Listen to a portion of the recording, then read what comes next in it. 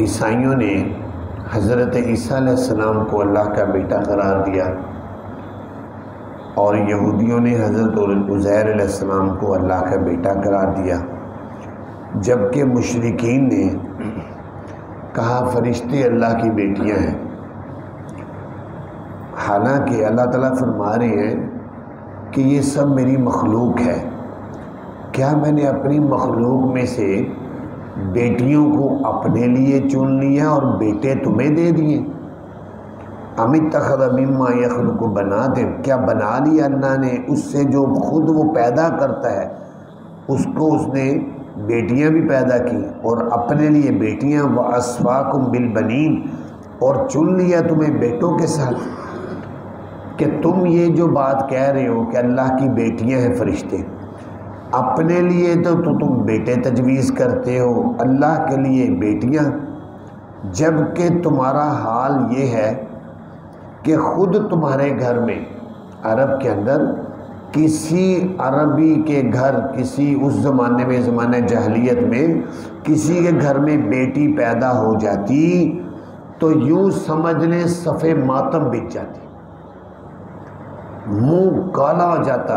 ادھر یہ آ رہا ہے اگلی آیت میں، وَإِذَا بُشِّرَ أَحَدُهُم بِمَا ضَرَبَ لِلرَّحْمَنِ مَثَلًا ظَلَّ وَجْهُهُ مُسْوَدًّا وَهُوَ كَظِيمٌ، اور جب خوشخبری دی جاتی ان میں سے کسی کو اس چیز کے ساتھ جس کو بیان کیا رحمان کے لیے اس نے مثال، تو ہو جاتا اس کا چہرہ سیاہ، وَهُوَ كَظِيمٌ، اور وہ دم گھٹ جاتا۔ کہ بیٹی کا سننا ہوتا تو منہ کالا پھٹک اور دم گھٹ جاتا، بول نہیں سکتا تھا، اتنی تکلیف ہوتی تھی کہ میرے گھر میں بیٹی کیوں پیدا ہوئی ہے، اتنا برا اور قبیح سمجھتے تھے اس کو۔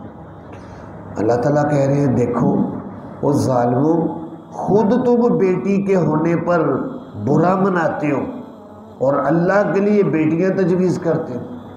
حالانکہ بیٹی کا پیدا ہونا یا اس کی پرورش کرنا کوئی معمولی نہیں ہے۔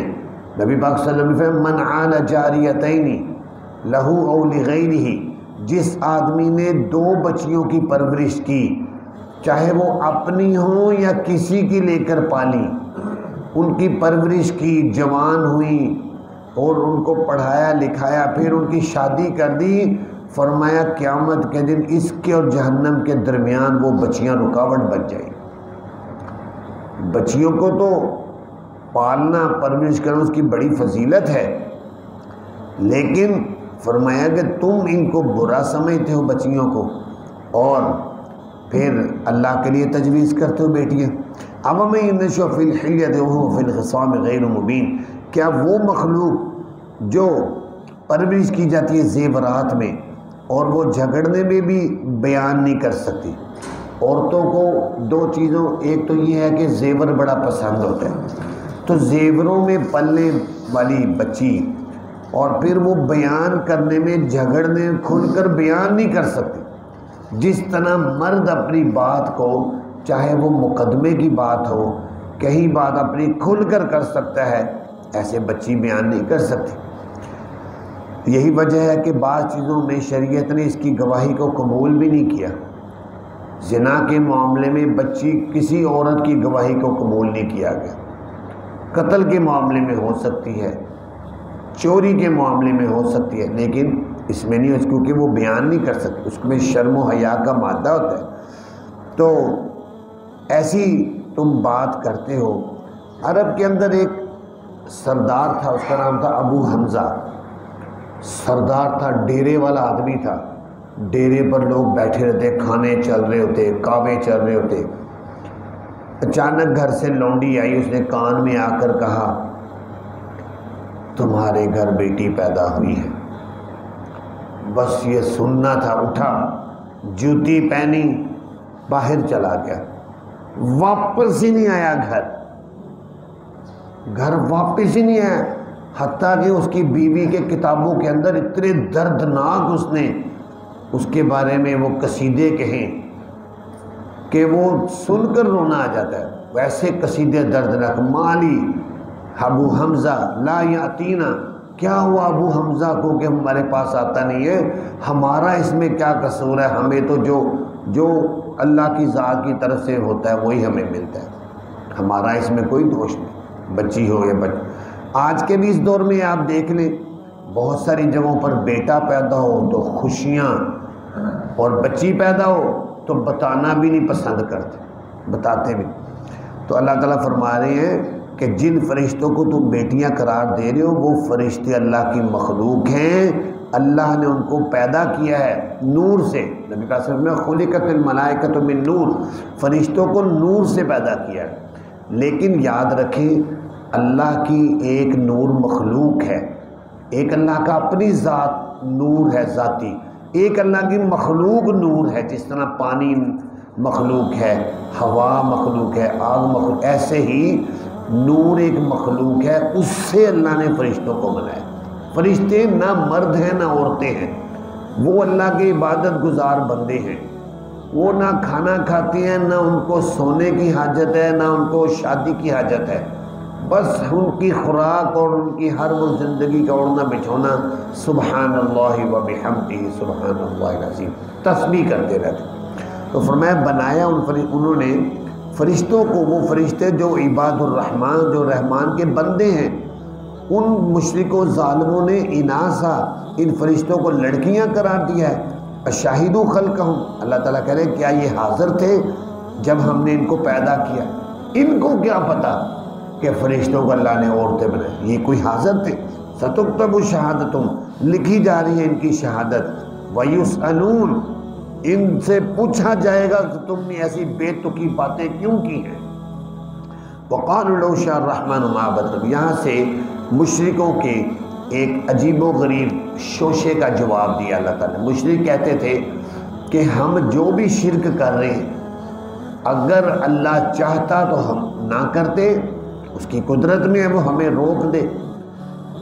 تو اللہ تعالیٰ نے جواب دیا کہ ہم نے تو روکا ہے، ایک تو اللہ تعالیٰ نے نبیوں کو بھیجا، ان نبیوں نے آ کر سمجھایا کہ یہ شرک کرنا بہت بڑا گناہ ہے۔ نمبر دو، اللہ تعالیٰ کہتے ہیں ہم اس طریقے سے بھی روک سکتے تھے کہ تمہارے اندر سے یہ قوت ہی سلب کر لیتے کہ تم شرک ہی نہ کر سکتے، لیکن اگر قوت ہی سلب ہو جاتی پھر وہ انسان تو نہ رہتے، پھر تو فرشتے ہو جاتے، کیونکہ فرشتوں کے اندر طاقت ہی نہیں ہے گناہ کرنے کی۔ انسان کے اندر اللہ نے نیکی کی اور برائی کی دونوں طاقتیں رکھی ہیں، لیکن وہ اب جب اپنی اختیار سے کوئی گناہ یا نیکی کرے گا اس کو یا اجر ملے گا، نیکی کی ہے، گناہ کیا تو اس کی سزا ملے۔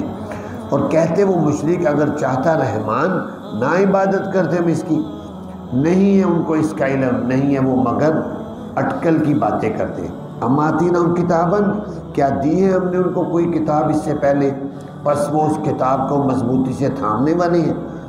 تو آگے سے جب ان کو پوچھا جاتا کہ تم ایسی باتیں کیوں کرتے ہو، تو بل قالوا، بلکہ وہ آگے سے کہتے انا وجدنا آبانا، بے شک ہم نے پایا اپنے باپ دادا کو ایک راستے پر، اور بے شک ہم انہی کے نقش قدم پر ہدایت پائے جاتے۔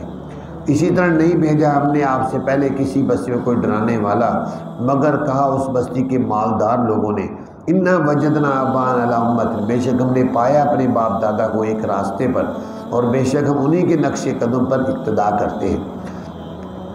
اب وہ آگے سے ایک ہی بات کہتے ہیں بھئی ہمارے باپ دادا وہ ان بتوں کی پرستش کرتے نہیں، بس ہم بھی کرتے ہیں، باپ دادا کی تقلید پر چلتے ہیں۔ تو اس سے بعض لوگ اس قرآن کی آیت سے سمجھتے ہیں کہ تقلید حرام، تقلید جو ہے حرام ہے، کہ دیکھو اللہ تعالیٰ نے تقلید کو برا قرار دیا۔ حالانکہ مقلدین جو تقلید کرتے ہیں ائمہ کرام کی، جیسے ہم حنفی ہیں، ہم امام ابو حنیفہ رحمۃ اللہ علیہ کے مقلد ہیں، اسی طرح دنیا میں مالکی ہے، امام مالک کی عرب کے اندر حنبلی ہیں، شافعی ہیں۔ کسی امام کی تقلید وہ یہ تقلید نہیں ہے جس کو قرآن برا کہہ رہا ہے، کیونکہ جو شرعی تقلید جو جائز نہیں بلکہ ضروری ہے مسلمان کے لیے، وہ تقلید یہ ہے جو مسئلہ قرآن پاک میں نہیں ہے، نبی پاک صلی اللہ علیہ وسلم کی احادیث میں نہیں ہے، صحابہ کرام کے اقوال کی روشنی میں اس کی رہنمائی نہیں ملتی، اس بات میں اب ہمیں حل کیا ہے؟ پھر ائمہ کرام نے قرآن و حدیث میں غور و فکر کر کے اس مسئلے کا حل پیش کیا، اس مسئلے کا حل یہ ہے، تو ان کی بات ماننا یہ تقلید ہے، کیونکہ وہ اس فن کے ماہر ہیں، اور جس فن کا کوئی ماہر ہوتا ہے اس کی بات کا اعتماد ہوتا ہے۔ جیسے ہم ڈاکٹری نہیں ہم نے کی ہوئی، بیمار ہو جاتے ہیں، ہم ڈاکٹر کے پاس اس لیے جاتے ہیں کہ وہ اس فن کا ماہر ہے، جو وہ بات دوائی بتائے گا ہم استعمال کر لیں گے۔ وکیل ہم نہیں ہیں، لیکن جب ہمیں ضرورت ہوتی ہے وکالت کے لیے وکیل کے پاس جاتے ہیں۔ اسی طرح دین کی بات دین کے ماہر سے لے کر اس پر عمل کیا جائے۔ تو امام اعظم ابو حنیفہ رحمۃ اللہ علیہ نے 12,90,999 مسائل لکھ دیے، اس زمانے سے لکھ دیے، اور وہ آج تک اس سے فائدہ اٹھایا جا رہا ہے۔ تو ان ائمہ کرام کی بات ماننا، ان کے بات بتائے ہوئے پر عمل کرنا، یہ ممنوع تقلید نہیں ہے، یہ ضروری ہے تقلید۔ تو وہ غلط تقلید تھی کہ بت پرستی پر چلتے تھے اور کہتے تھے ہمارے باپ دادا کرتے تھے تو ہم بھی کرتے۔ اللہ تعالیٰ نے فرمایا کیا اگر لاؤں میں، اے پیارے پیغمبر ان کو کہیں کہ اگر لاؤں میں تمہارے پاس زیادہ ہدایت والی بات اس سے جو پایا تم نے اس پر اپنے باپ دادا کو، تو پھر کیا کرو گے؟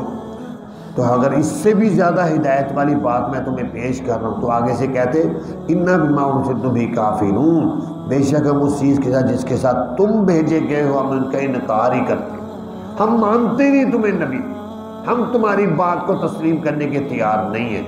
جب انہوں نے ایسی باتیں کی، اللہ تعالیٰ فرمایا فَانْتَقَمْنَا مِنْهُمْ، پھر ہم نے انتقام لیا ان سے۔ فَانْظُرْ كَيْفَ كَانَ عَاقِبَةُ الْمُكَذِّبِينَ، پھر دیکھ تو کیسے ہوا انجام جھٹلانے والوں کا، تباہ و برباد کر دی گئی۔ مختلف قوموں کے حالات قرآن پاک میں بیان ہوئے ہیں، تو اس لیے ان آیات میں اللہ تعالیٰ نے ان مشرکین کو کیسے اچھے طریقے سے سمجھایا انبیاء کرام کے ذریعے، لیکن جب نہیں مانے تو پھر برے عذاب کے اندر مبتلا کر دیے گئے۔ اللہ تعالیٰ سے دعا ہے اللہ تعالیٰ ہمیں قرآن پاک کو سمجھنے کی توفیق عطا فرمائے۔